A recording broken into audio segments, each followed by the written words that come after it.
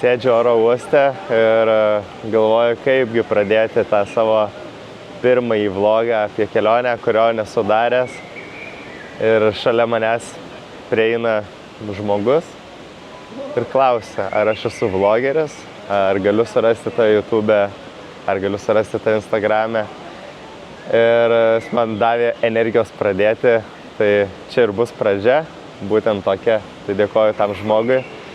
Ilgai galvojau, kaip pradėti ir pradėsiu nuo to, kad vykstu į Tailandą, į šiaurės Tailandą, į Wat Pha Suotam, jeigu gerai ištariau, vienuolyną, kur yra budistai vienuoliai, kur galima užsieniečiams tokiems kaip aš apsistoti, medituoti, gyventi su vienuoliais ir laikytis jų viso grafiko, viso režimo. Tai pasiryžau ten vykti. Planuoju būti bent jau 10 dienų, nežinau, ar būsiu ilgiau, ar nebūsiu, bet bent jau 10 dienų tai tikrai būsiu ir neturiu atgalinio bilieto, neturiu visiškai jokių planų po vienuolyno. Tai realiai vienintelis mano kelias yra tik ten ir jokių lūkesčių neturiu, nežinau, ko tikėtis. Ir žinau tik tiek, kad einu savo keliu, nes šis ketinimas, šis noras man atėjo iš vidaus. Tai buvo jau galbūt labai senas ketinimas, jau aš kažkada labai seniai buvau galvojęs apie gyvenimą vienuolyne, tik dar nežinau, ko aš tiksliai noriu. Aš vienuolyną įsivaizduodavau, kad daugiau kaip Šaolino vienuoliai, kur sujungta su kovos menais, ne tik meditacija, ne tik išmintis ir panašiai. Kažkaip tikėjausi galbūt kažko daugiau, kame būtų dar ir veiksmo. Bet taip gavosi, kad skaitant knygą, man gimė ši idėja, kad aš turiu vykti į vienuolyną. Ir jau žinau, kur vykti, labai greitai radau, tiesiu taikiniu, viskas, visi atsakymai ieškant, besidomint atėjo ir aš iš karto nusprendžiau, kad keliausiu čia.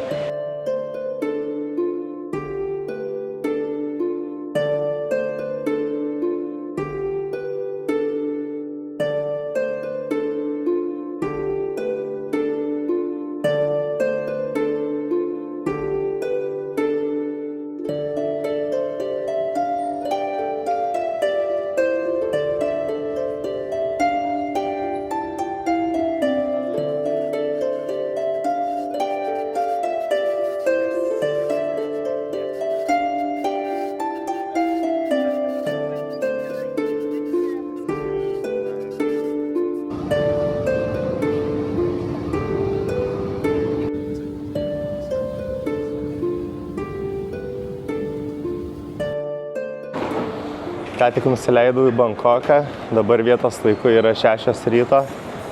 Praėjau patikrą, nusipirkau SIM kortelę, kad turėčiau internetą, turėčiau ryšį. Išsikeičiau pinigų ir dabar einu skristi, ieškoti vartų. Vietinis skrydis bus į Chiang Mai miestelį.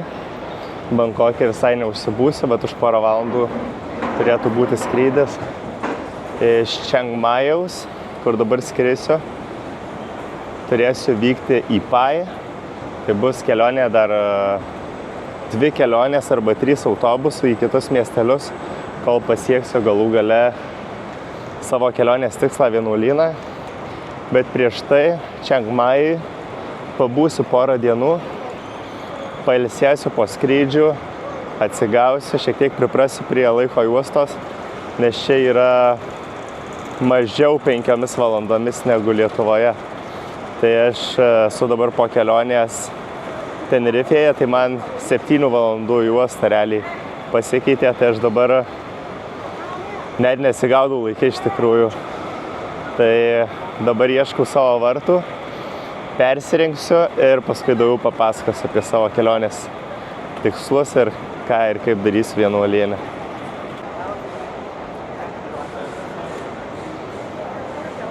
Ir pasirodo dar ne visą patikrą buvau praėjęs, tai vat už manęs ten dar viena patikra laukia. Ačiū Dievui, viskas gerai. Pirmą kartą keliauju su kuprine Ir visuose skrydžiuose leistinas svoris yra 7 kg, plus kažkas, ką gali neštis rankoje, ten mažą rankinę, dar kažką. Tai tokią gudrią kuprinę nusipirkau, kuri pati yra didesnė ir ant viršaus prisisega mažesnė tašytė. Tai kažkaip ten susidėliau tą savo visą svorį. Realiai dėjausi tik pačius reikalingiausius dalykus, tai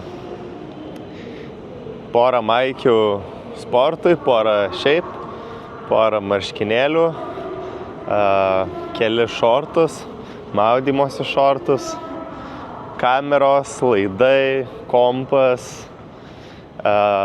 basanoškės ir su kėdais atskridau. Tai vat plius minus tik tiek daiktų turiu, bet manau pilnai užteks. Jeigu ką, čia labai galima pigiai nusipirkti. O dabar vat atėjau prie savo vartų, saulė kyla, gražu, kol kas tuščia. Tikriausia, čia man reikia ją pačią nusileisti. Taip, tai tuojaus reikės eiti. Dar yra šiek tiek laiko. Tai kaip ir patikras eini, pirmą kartą su tokia didelė kuprinė, nes visą laiką skraidydavau su lagaminais, tai kažkiek jauduliuko yra. Bet čia, kai vietinis skrydis, tai iš viso nelabai kažką žiūrėjo, labai lengvai praleido, labai greitai. Tai kaip ir viskas. Realiai man dabar reikia tiesiog atsisėsti į lėktuvą, pasėdėti gerą valandą ir būsiu vietoje. Labai laukiu dušo, laukiu masažo, skanių pietų. Tai šiandien tokie planai ir būtinai reikia gerai pailsėti.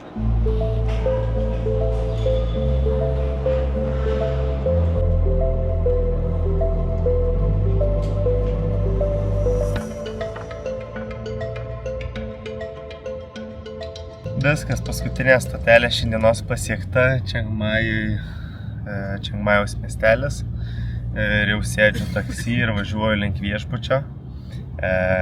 Tik dar negalėsiu ten apsigyventi, nes dabar yra tik tais 10:30, o aš galiu apsigyventi tik tais 14:00. Tai visą tą laiką praleisiu kažkur miestelį, patyrinėsiu, galbūt išsinuomosiu motociklą, galbūt nueisiu masažą, galbūt pavalgysiu, pasižiūrėsiu vietoje.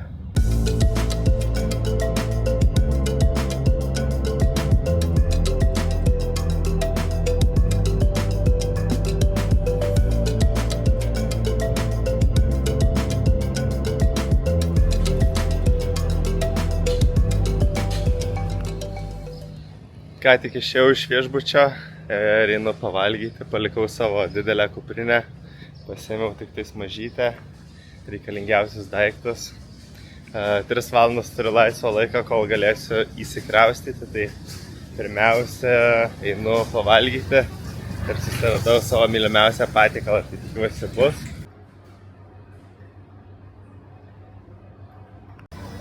Čia yra mano pats mėgstamiausias Tailando patiekalas. Tai fried rice chicken, pineapple fried rice chicken vadinasi.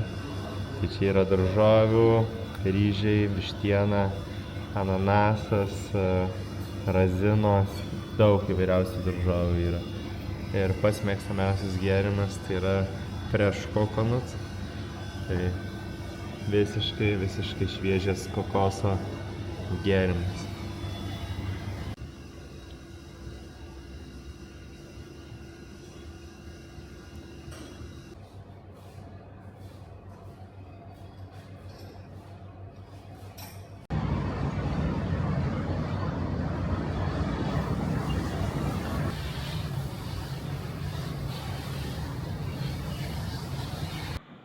Labas rytas, mielieji. Sveikinuosi su jumis 3:30 dienos. Neseniai prasidėjo mano diena ir šią dieną norėčiau pradėti su pasakojimu, kodėlgi aš pradėjau, kaipgi atėjo man šitą idėją ir kaip gimė vidinis noras keliauti į vienuolyną. Tai viskas prasidėjo, galima sakyti, 3 metai atgal, tie 3 metai privedė mane iki šio taško, kuriame esu. Tai per šiuos 3 metus buvo labai daug įvairių patirčių, daug pamokų, atsirado daug galimybių, daug norų, prasiplėtė mano pasaulio matymas, pradėjau matyti, ką aš galiu padaryti, ką aš sugebu ir atsirado labai daug norų. Ir daug tų norų yra priešingi vieni kitiems. Atrodo skirtingomis kryptimis, tarsi juoda balta yra tokių norų. Ir netgi mano savirealizacija, mano veikla yra tokia, kur aš pradėjau abejoti savimi, pradėjau galvoti, ar einu teisingu keliu ir galbūt tai, kad man sekasi tam tikri dalykai, tai nereiškia, kad aš einu būtent tuo keliu, kuris yra mano, nes savo veiklas pradėjau matuoti per laimės prizmę, ar tai mane užkrauna, ar tai mane iškrauna, ar kaip aš jaučiuosi po viso to, kiek aš energijos tam atiduodu, pradėjau stebėti, kas mane labiau įkvepia, kas man pačiam yra įdomu, kas mane pakrauna, po ko aš jaučiuosi gyvybingas ir atvirkščiai, po ko aš jaučiuosi nudrenuotas, jaučiuosi pavargęs ir kur aš verčiu save eiti ir ką aš verčiu save daryti. Ir kai yra daug idėjų, daug galimybių, daug krypčių, kuriamis galiu judėti, pradėjau suktis kaip kompasas šiaurės ašigalį, nežinodamas į kurią pusę. Ir atrodo, kad nejaučiu tos stiprios traukos į kažkurią vieną pusę, kurią aš pilnai galėčiau pasitikėti, nes mano tie norai, idėjas, kai kurios labai į priešingas pusę žiūri. Vienintelis dalykas, kuriuo aš tikrai tikiu, kad mano ta kryptis yra susijusi su tuo, kur aš dabar esu, su mano šia dvasinė kelionė, su tuo, kad man patinka domėtis psichologija, man patinka ezoterika domėtis, man patinka visi dvasingumo dalykai ir aš tame pasikraunu ir aš be to gyventi negaliu, aš kiekvieną dieną įvairias praktikas darau, aš kiekvieną dieną domiuosi ir panašiai. Tai aš jaučiu, kad man šis dalykas yra labai įdomus, bet tai yra labai gana platus spektras. Ir tos kai kurios idėjos yra labai į skirtingas pusės išsilakstę. Ir šis vienuolynas, šitą idėją gimė būtent dėl to, kad aš suvokiau, kad man reikia to gryno pabuvimo su savimi, su tai žmonėmis, kurie galėtų man padėti geriau suprasti save. Tai šiuo atveju bus budistų vienuoliai, su kuriais aš galėsiu pabendrauti, jų galėsiu paklausti man rūpimų klausimų, per kuriuos aš gausiu išmintį, iš kurių klausysiu dharmą, gyvenimo tiesas.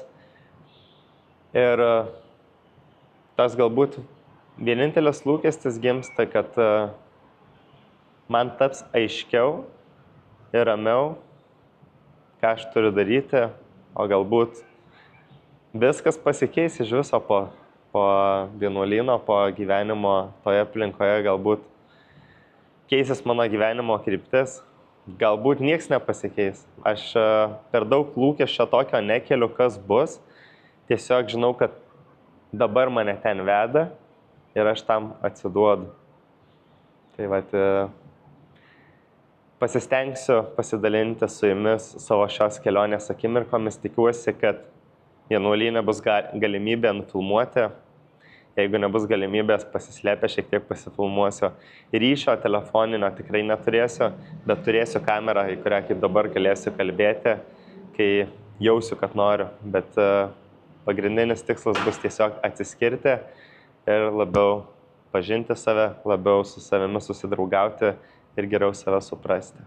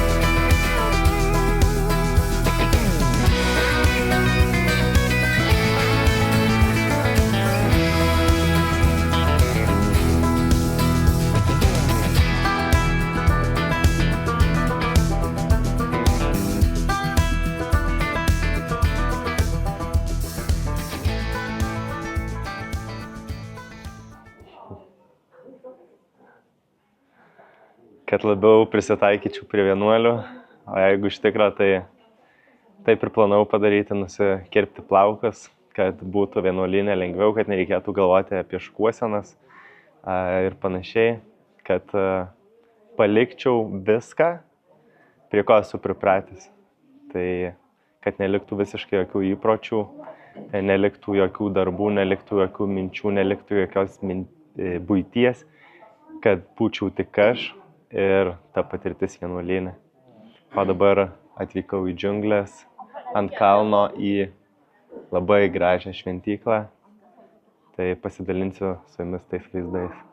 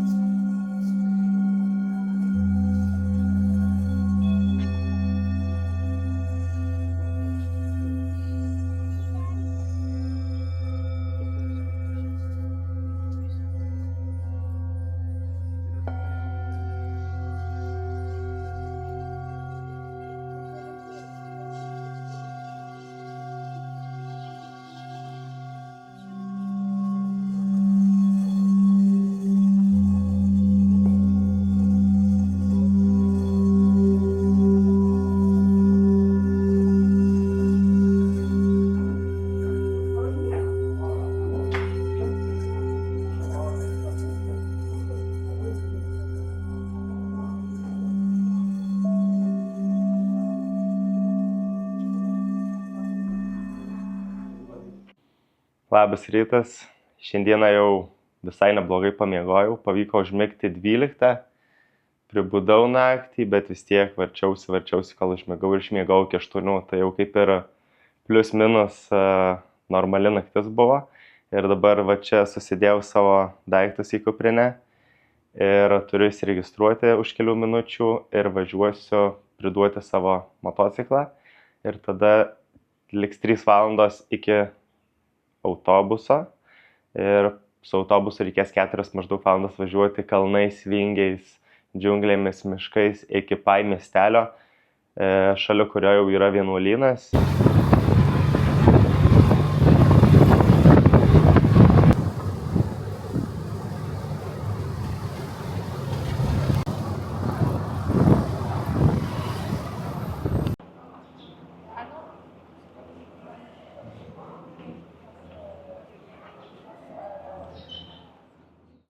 Atvykau į autobusų stotį, jau prie pat autobuso stovime, su nedideliu mikriuku važiuosime, nežinau kiek čia vietų, gal kokios 9 max.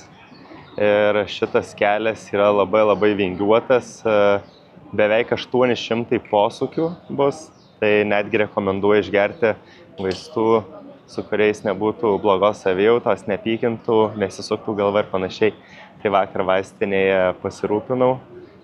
Davė kažkokių vaistų, sakė valandą prieš išgerti, tai užgeriau. Tikiuosi padės, nes posūkių tai tikrai bus daug. Vakar, kai važiavau iš šventyklas, teko pajausti tą vingiuotą kelią. Tai vingiai kalniukai nuolatos, tai dabar 3-4 valandas toks kelias bus.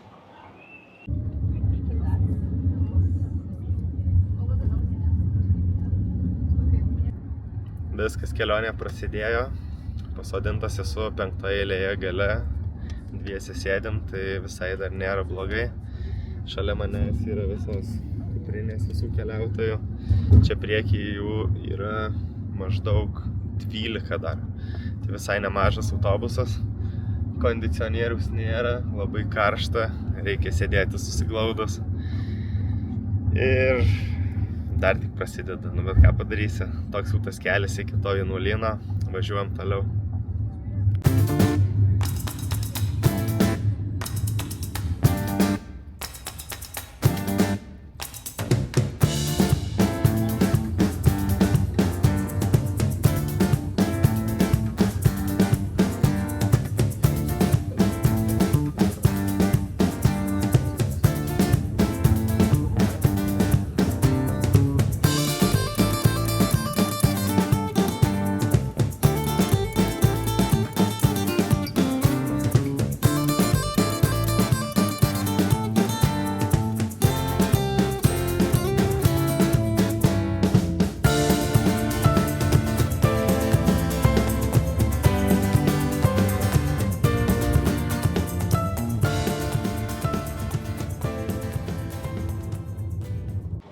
Na va, pagaliau baigėsi važiavimas šito mikroautobusu. Ačiū Dievui, važiavimas truko mažiau negu 3 valandas, nes jaučiuosi visiškai užsuptas. Atrodo toks jausmas, kad noriu miego, kad šiek tiek nesvarumo būsenoje esu. Prieš tai išgėriau vaistų, pasiruošiau šitam važiavimui, nes kiek domėjausi, tai rekomenduojama išgerti vaistus nuo galvos svaigimo ir pykinimo. Tai įdomu, kaip būtų be tų vaistų, bet viskas, miestelis pasiektas, kol kas atrodo labai fainas, ramesnis, mažesnis, daugiau gamtos aplinkui, kalnų. Ir dabar mano tikslas yra susirasti, kur nuomojami motoroleriai. Išsinuomosiu motorolerį ir tada važiuosiu iki savo bungalovo, iki savo namelio. Fainą namelį išsinuomojau, tikiuosi tokio kaip nuotraukose, taip iš tikrųjų ir bus. Tai viskas, dabar einu žiūrėti nuomos punktą, jungiuosi Google Maps'as ir judam toliau.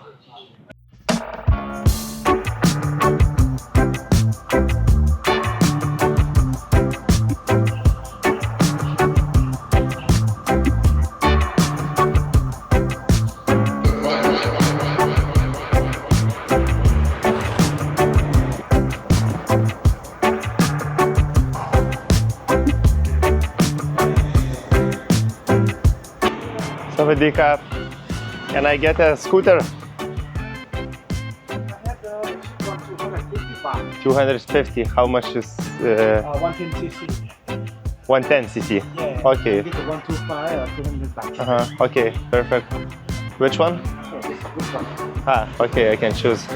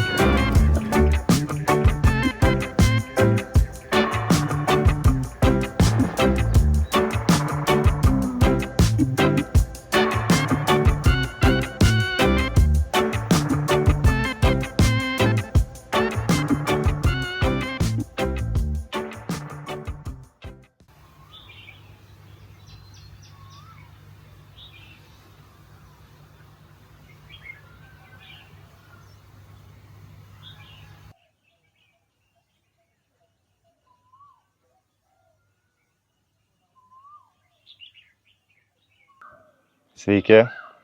Šiandieną nuo pat ryto papusryčiavęs montavau šį vlogą ir jau vakaras beveik atėjo, pradėjo leisti saulė.